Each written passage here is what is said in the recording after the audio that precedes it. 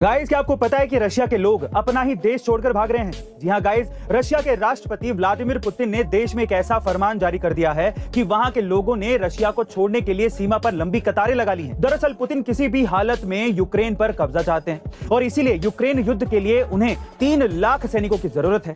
हालांकि 10 लाख नागरिक पहले ही मिलिट्री में शामिल हो चुके हैं, लेकिन पुतिन को 3 लाख सैनिकों की और जरूरत है। इसीलिए उन्होंने देश के नागरिकों से कहा कि आप सभी मिलिट्री ज्वाइन कर लीजिए, लेकिन वहां के लोग इसके उलट डर की वजह से देश को छोड़कर भागने लगे और अब रशिया के सैनिक उन्हें जबरन मिलिट्री में शामिल होने के लिए फोर्स कर रहे हैं। गाइस, रशिया की हालत बहुत ही गंभीर होती जा रही है। वहीं अमेरिका यूक्रेन भी पीछे हटने को तैयार नहीं है। वैसे गाइस, आपको क्या लगता है कि यूक्रेन और रशिया के इस युद्ध का परिणाम क्या होगा? क्या हम फिर से एक वर्ल्ड वॉर की तरफ बढ़ रहे हैं? कमेंट सेक्शन में जरूर लिखेगा। गाइस, देश को आजाद करवाने का सबसे बड़ा प्लान अगर सफल हो जाता तो हम 1947 से 32 साल पहले ही आजाद हो जाते। जी हाँ गाइस, आप ठीक सुन रहे हैं। ये बात है साल 1915 की, जब गांधी जी पहले विश्व युद्ध के लिए अंग्रेजी सेना में भर्तियां कर रहे थे। वहीं देश को एक क्रांतिकारी तबका 1857 जैसा विद्रोह फिर से कराने का प्लान बना रहा था, जिसमें वनी लाला हरदयाल, सोहन सिंह भकना, वीरेंद्र चट्टोपाध्याय और बाबा जतिन जैसे क्रांतिकारी शामिल थे। दरअसल इस प्लान का नाम था जर्मन प्लॉट, जिसमें हमारे क्रांतिकारी जर्मन राजा की मदद से कई हथियारों को जर्मनी से लाने वाले थे।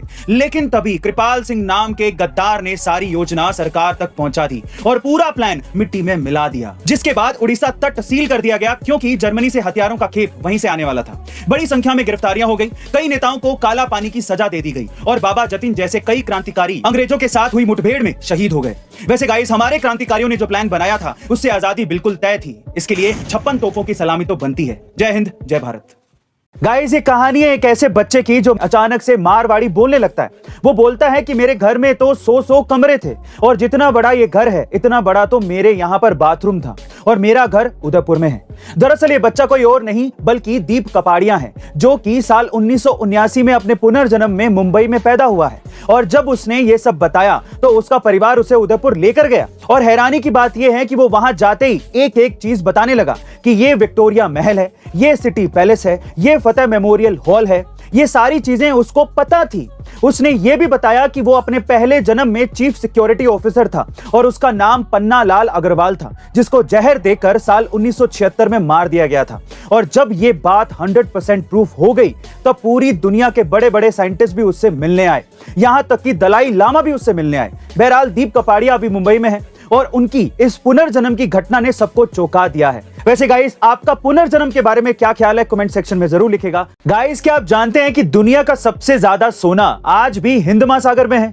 जी हाँ गाइस, और ये सोना 1 या 2 टन नहीं बल्कि पूरे 20 मिलियन टन है, जिसकी कीमत करीबन 1000 ट्रिलियन डॉलर से भी ज्यादा है। लेकिन अब सवाल ये उठता है कि इतना सारा सोना अब तक पानी में क्यों है?